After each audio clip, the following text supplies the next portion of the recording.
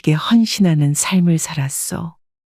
우리들 모두가 어려운 시절 자식만을 바라보며 자식을 위해 앞만 보며 달려왔소. 이제는 그런 자식들도 나이가 들었구려.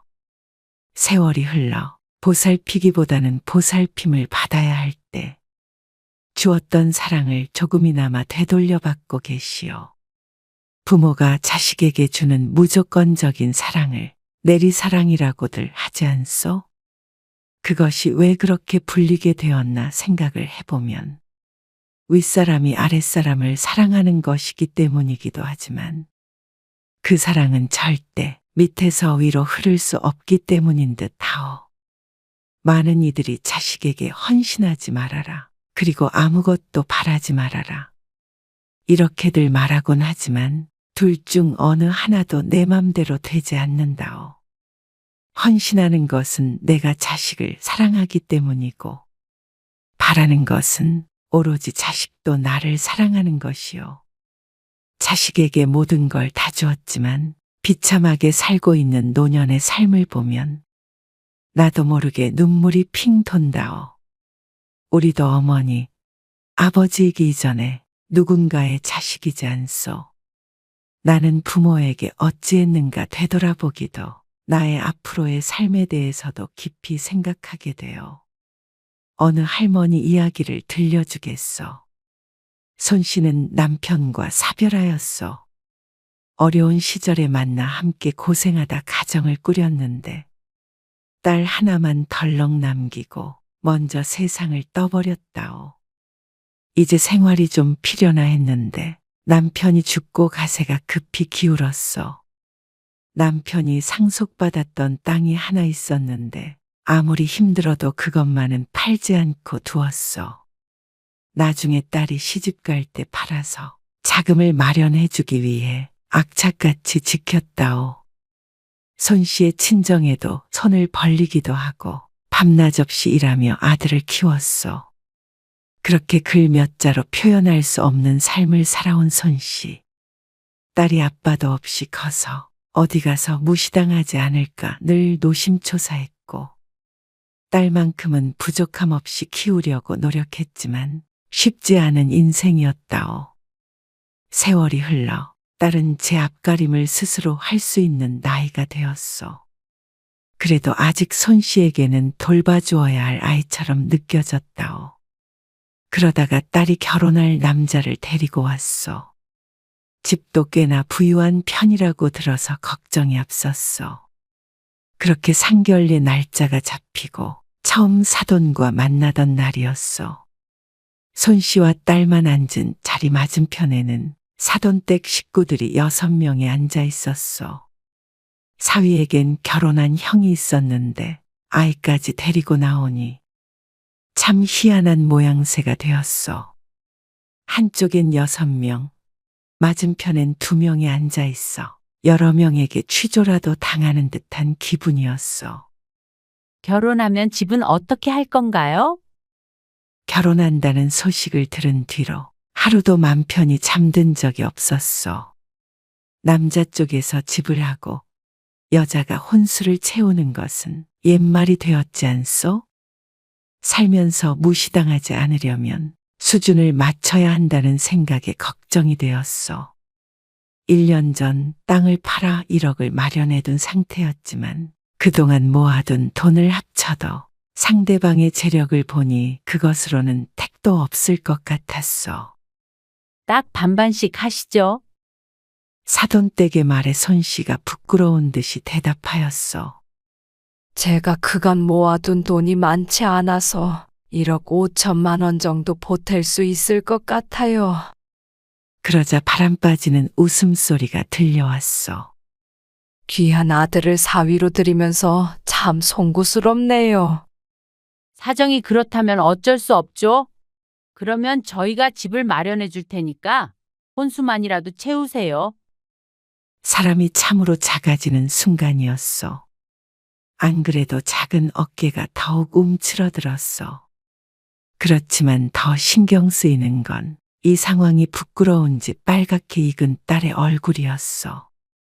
무릎 위에 올린 2 손이 고운 치맛자락을 세게 움켜쥐는 것을 보았어. 손 씨가 딸과 살고 있던 집도 팔아 자금을 좀 더 마련해 줘야겠다는 생각이 들었어. 그래도 작은 집부터 시작하면 이 돈도 보탬이 되지 않을까요?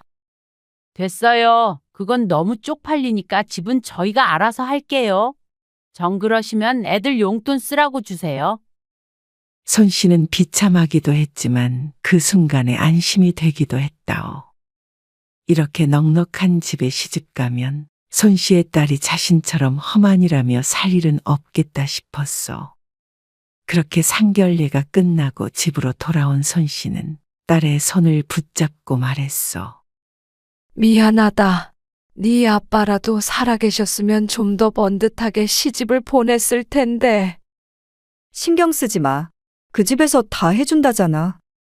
그래도 없는 집이라고 너 무시하고 그러면 어쩌냐. 무시를 왜 해? 내가 잘하면 돼. 이 집도 팔아서 좀 더 보태줄게. 그럼 엄마는 어디서 살아? 집을 판다는 소리에 딸은 놀란 표정을 지었는데 그 눈엔 희망이 피어나는 듯 보였어. 너 시집 가면 내가 뭐하러 이 집에서 사냐. 방 한 칸만 있으면 됐지. 그래도 되겠어, 정말? 그래. 안 그래도 너 결혼하면 작은 집으로 이사 가려고 했어. 고마워, 엄마. 고맙긴. 그렇게 딸은 결혼을 했고 땅을 팔아 마련한 돈과 그동안 모아둔 돈, 작은 집으로 이사가며 생긴 돈을 몽땅 모아 딸에게 주었어. 딸은 번듯한 아파트에 혼수를 꽉 채워서 살게 되었고 그것만으로도 손 씨는 세상을 다 가진 듯 했다오. 손 씨는 있는 듯 없는 듯 살았어. 명절에도 제사며 뭐며 정신없는 딸이 힘들까봐 자신이 바쁘다는 핑계로 한 번도 부르지 않았고 딸이 살고 있는 집에는 한 번도 가본 적이 없었다오. 그래도 1년에 한 번은 꼭 딸이 와줬으면 하는 날이 있었는데 남편의 제삿날이었어. 남편이 죽고 꼬박꼬박 둘이서 조촐하게 지냈는데 딸이 없다면 하늘에 있는 남편이 무척 서운해할 것 같았다오. 다음 주말에 바쁘니? 다음 주? 시댁 식구들이랑 제주도 가잖아. 주말에? 그럼 주말에 가지. 그게 이번 주 주말에 네 아빠 제사잖니? 아, 벌써 그렇게 됐어? 어쩌지? 가족들 다 같이 가는 거라서 나만 빠질 수가 없는데. 그래도 네 아빠가 너 보고 싶어 할 텐데. 진작 말하지 그랬어. 이제 와서 어떻게 못 간다고 그래.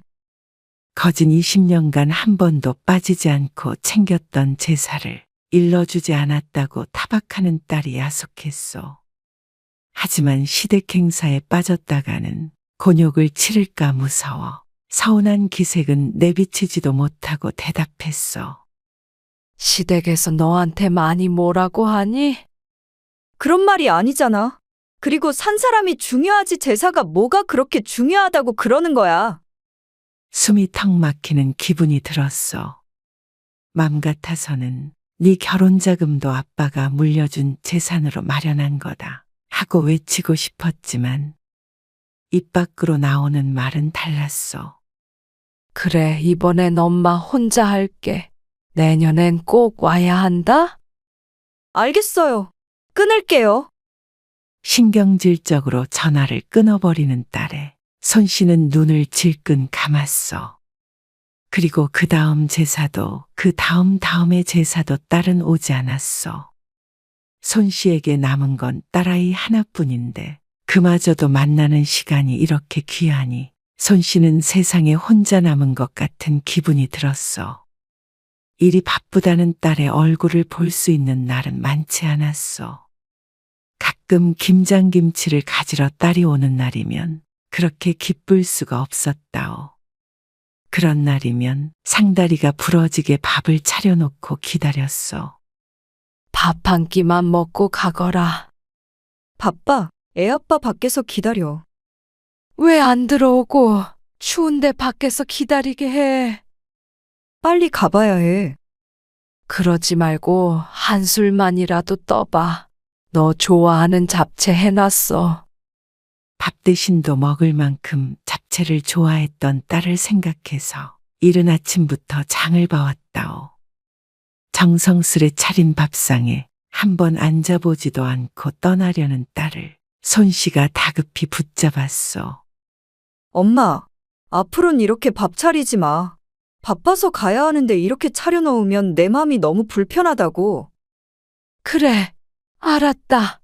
앞으로는 안 그럴게. 잠깐만 5분만 기다려봐라. 반찬통에 이것들 좀 싸줄게. 다음에 와서 먹을게. 그리고 김장도 내년부터 우리 건 하지 마. 괜히 고생하지 말고 사 먹을 테니까. 1년에 몇 번 보지도 못하는 딸이 다음에 오겠다는 말을 남기고 나가버렸어. 덩그러니 남아있는 손씨가 무척 애처로웠어. 먹음직스럽게 차려져 있던 밥상이 차갑게 식을 때까지 손씨는 그 자리에 서 있었어. 딸은 결혼하면 남의 집 식구가 된다는데 남보다도 못한 사이게 된 듯했어. 엄마가 해준 김치가 아니면 밥을 못 먹겠다는 딸을 위해 결혼하고도 챙겨줬는데 이제는 그마저도 됐다 하니 딸과의 연결고리가 더 이상 하나도 남지 않은 듯한 기분이었어. 하지만 슬퍼하면 뭐하겠어. 시집가서 잘 살고 있는 딸을 내가 슬프다고 다시 돌아오라고 할 수도 없는 노릇하니요. 그저 딸만 행복하게 잘 살고 있으면 됐다고 생각했어. 그러던 어느 날이었어. 이른 저녁 잠자리에 든 손씨는 인기척에 잠에서 깼어. 누구세요? 누구긴 집에 올 사람이 나밖에 더 있어? 불도 켜지 않고 어둠 속에서 딸이 대답했어. 이 밤중에 네가 왜 여기 있어? 나 오늘 여기 좀 있으려고. 무슨 일 있니? 그러고는 불을 탁 켰는데 딸이 잠든 아이를 껴안고 쭈그려 앉아 있는 것이 아니겠어. 얼굴엔 시퍼런 멍이 들어있고 입가는 터져 있었어. 이게 무슨 일이야? 너 꼴이 왜 이래? 그러자 딸이 울음을 터뜨렸어. 애아빠가 뭐, 하서방이? 너한테 손찌검했어? 대답도 못하고 울고 있는 딸을 보니 속이 뒤집어지는 것 같았어. 발밑이 쑥 내려앉는 기분에 손씨가 딸 앞에 주저앉았어. 너 여태 맞고 살았어? 그런 거 아니야. 오늘 애아빠가 많이 취해서. 아니, 취한다고 사람을 패? 요즘 좀 속상해서 그래서 실수한 거야. 그래도 남편이라고 감싸고 도는 모습에 억장이 무너졌어. 공주처럼 키우진 못했어도 세상에서 가장 귀하게 키운 딸이요. 손씨도 때려본 적 없는 소중한 딸을 이렇게 얼굴이 터지도록 때린 사위한테 쫓아가 때려 죽이고 싶었어. 당장이라도 자리를 박차고 일어날 것 같은 손씨를 딸이 말렸어. 엄마, 그러지 마. 요즘 일이 많았어. 그런데 나랑 싸우기까지 하니까 욱했던 거야. 뭐가 그렇게 힘들길래 마누라를 때리냐? 도대체 내 딸을. 시댁이 지금 빚더미에 앉았단 말이야. 아니, 어쩌다. 아버님이 하던 사업이 잘 안 돼서 지금 쫄딱 망하게 생겼어. 사위는 사돈어른 밑에서 함께 일하고 있었으니 시댁이 어려워지면 사위도 함께 어려워지는 것은 당연했어. 경제적으로 부족함 없이 살 것이라고 안심하며 살았는데 집도 망하고 딸한테 손찌검까지 했으니 결혼을 잘못 시켜도 단단히 잘못 시켰다는 생각이 들었어. 모든 남자가 망했다고 지 마누라를 때리진 않는다. 너 그 집에서 당장 나와라. 우리 애기 두고 어떻게 이혼을 해? 그럼 그렇게 계속 살래? 엄마 속 터지는 거 보고 싶어. 내일 가서 잘 얘기해 볼게. 그래도 아직 집도 있고 나도 다시 일하면 되니까 금방 일어날 수 있어. 피덩이 어린 새끼는 어쩌려고 그러냐. 그렇게 딸과 어린 손녀를 끌어안고 새벽 내 심란한 속을 달랬어. 다음 날 아침 손 씨가 차려준 아침밥을 먹고 딸이 집으로 돌아갔어. 딸이 걱정되어 아무것도 손에 잡히지 않았다오. 그리고 그날 밤 딸에게서 전화가 왔어. 헐레벌떡 전화 받은 손 씨는 가장 먼저 딸의 안위를 물었어. 하서방이 또 때리진 않았어? 아니야. 무릎 꿇고 싹싹 빌었어. 다시는 안 그러겠다고 각서도 썼어. 종이에 몇 글자 적는 건 누군들 못하겠느냐마는 그래도 잘못한 줄 알고 있으니 불행 중 다행이라 생각했어. 딸이 이혼할 생각이 없다면 앞으로 그런 일 없이 잘 살길 바랄 수밖에 없지 않겠어? 앞으로는 어떻게 하기로 했니? 나도 지금 어디 취업하기도 힘들고 그래서 애 아빠랑 작게 식당이라도 차려보려고 해. 식당? 너희가 그런 걸 해봤어야지. 쉬운 일이 아닐 텐데. 알지, 우리도. 그래도 어떡해. 지금 시댁도 힘들고 애 아빠도 남 밑에서 일 못해. 손 씨는 걱정이 앞섰어. 식당을 하던 사람들도 경기가 나빠서 다들 문을 닫는다고 하던데 그런 일을 해본 적도 없는 두 사람이 잘 해낼 수 있을 것이라고는 생각이 되지 않았어. 제대로 한번 해보기로 했어. 시댁 도움만 받고 살았는데 우리도 우리 살 길 찾아봐야지. 안 그래도 사돈댁에서 집을 해준 일 때문에 늘 부채감이 있었는데 자기들끼리 잘 살아보겠다는 말에 기특하기도 했어. 그래서 그런데 엄마가 우리 조금만 도와주면 안 될까? 손 씨는 이게 무슨 소린가 싶었어. 엄마가 어떻게 도와줘? 엄마가 우리 5천만 원만 해줄 수 없을까? 딸을 결혼시키며 이사까지 한마당에 수중에 그렇게 큰 돈이 있을 리가 없었어. 어떻게 방법이 없을까? 흐느끼는 딸의 목소리에 못해준다는 대답을 할 수가 없었어. 울지 마. 엄마가 어떻게든 마련해 볼게. 고마워, 엄마. 꼭 갚을게.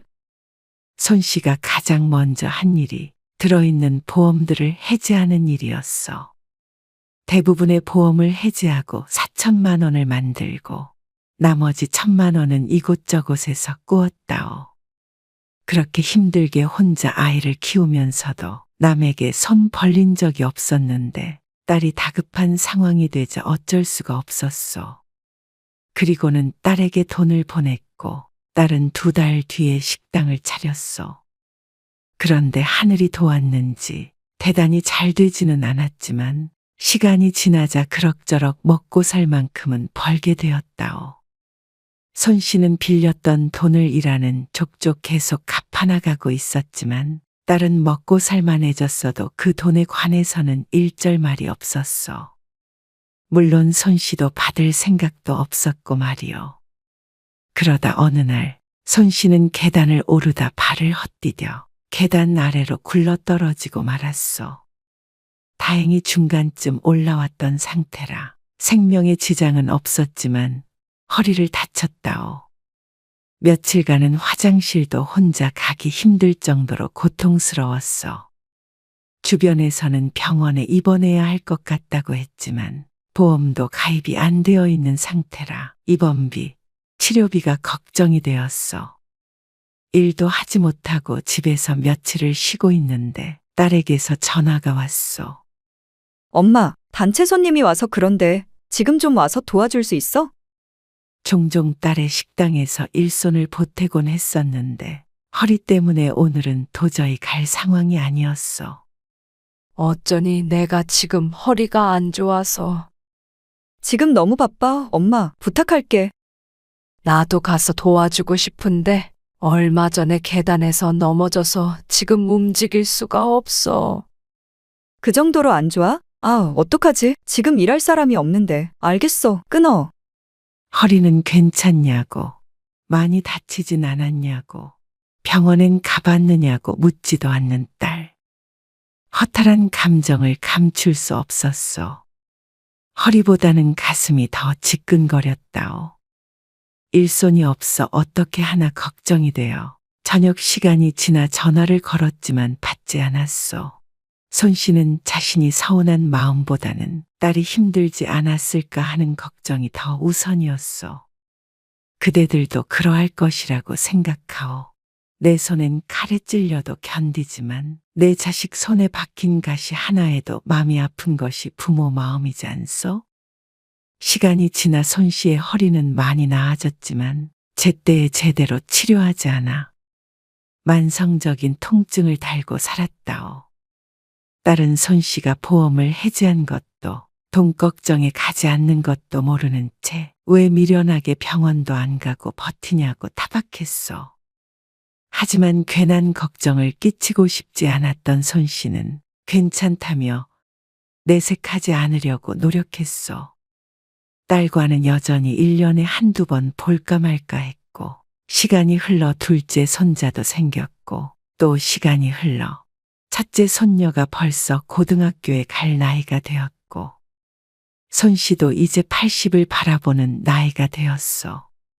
손 씨의 유일한 낙은 가끔씩 손주들에게 용돈을 보내는 것이었어. 모아놨던 쌈짓돈을 주면 그게 그렇게 기쁠 수 없었어.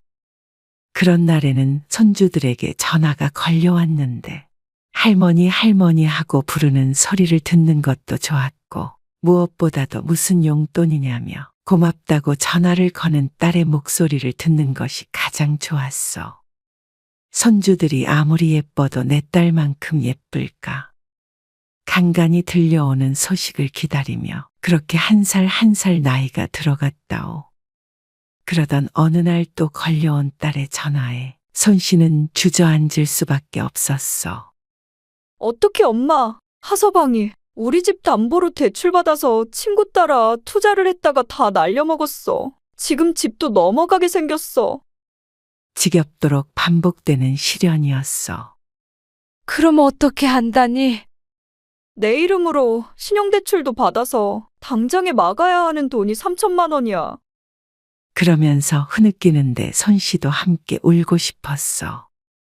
해결할 여력이 안 되는 거야. 애들 학원비만 한 달에 200만 원이야. 요즘 장사도 안 돼서 안 그래도 빠듯했어.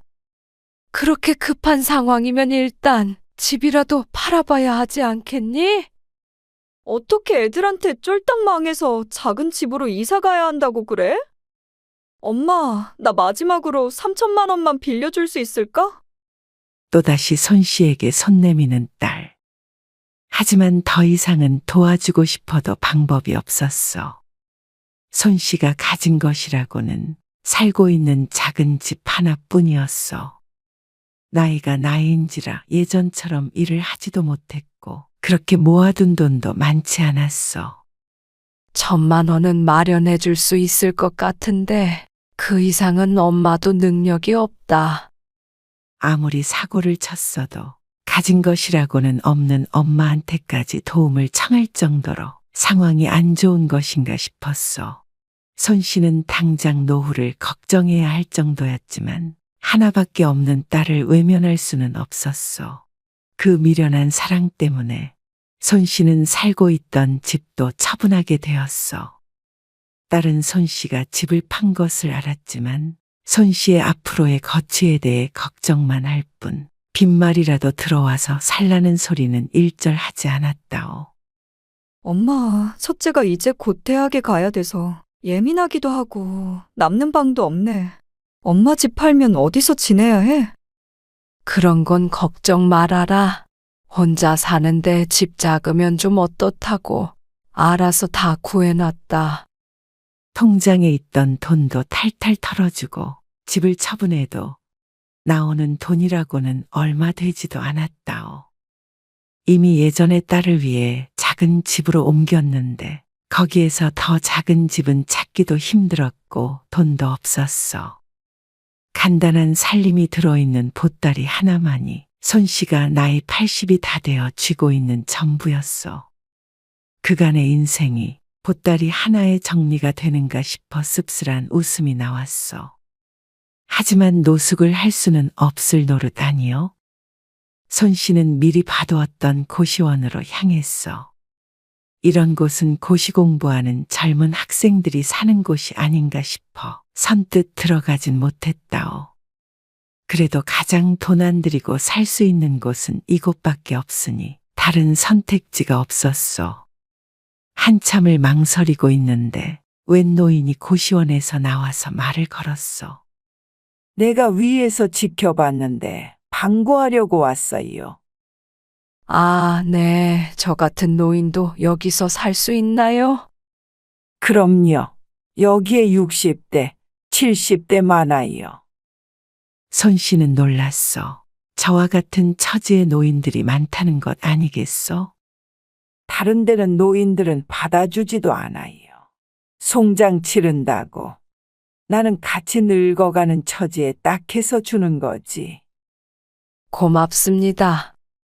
주인을 따라 들어간 방은 창문도 없고 손 씨가 혼자 누우면 딱 맞을 크기였어.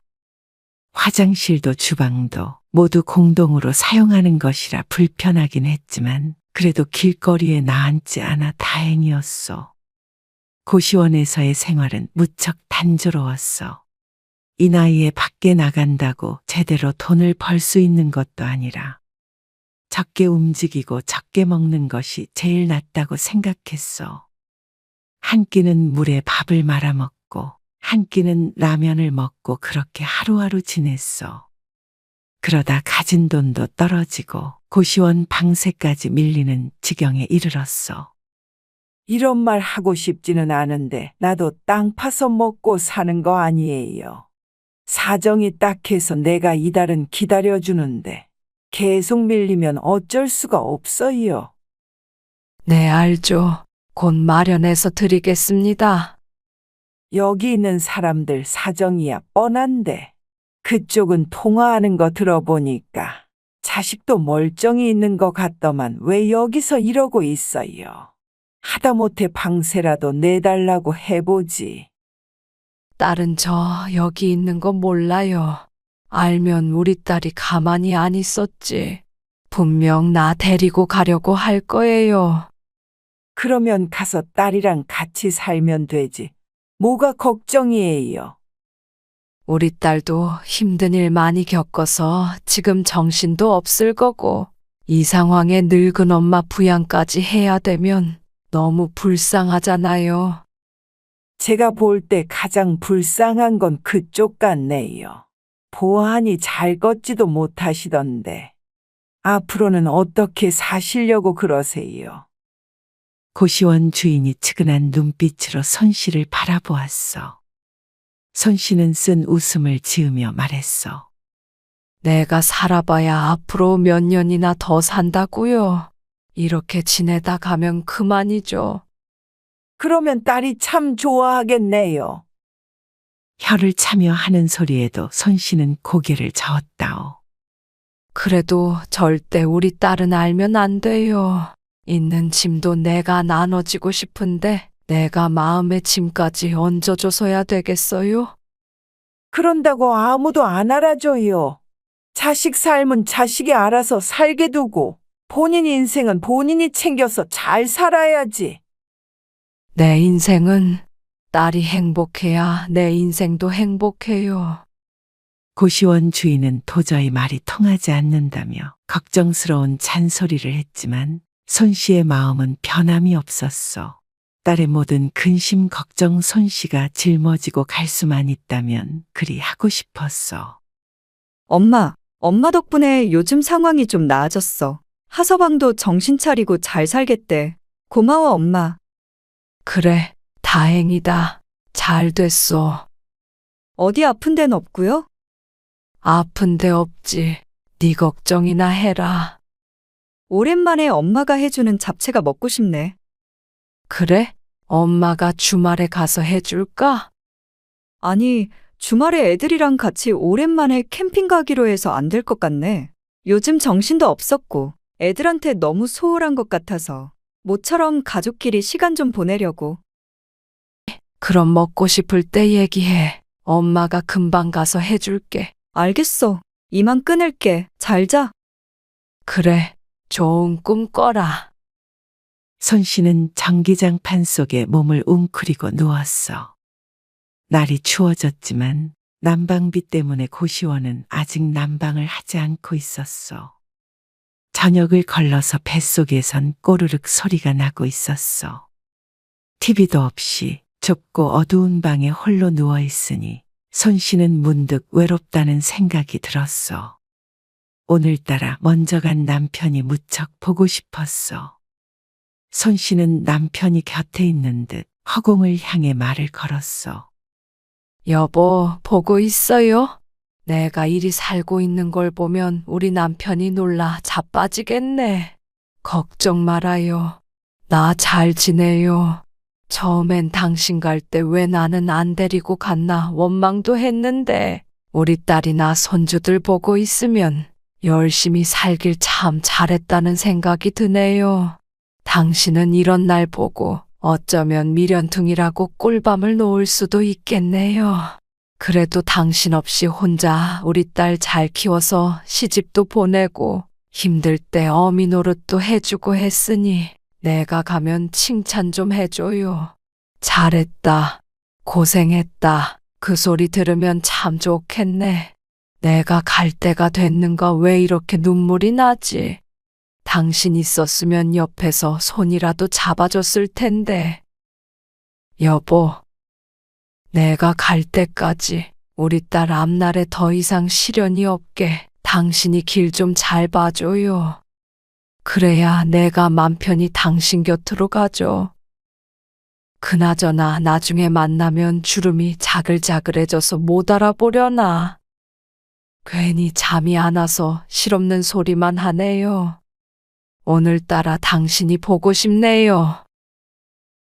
그러곤 손 씨는 고요히 눈을 감았어.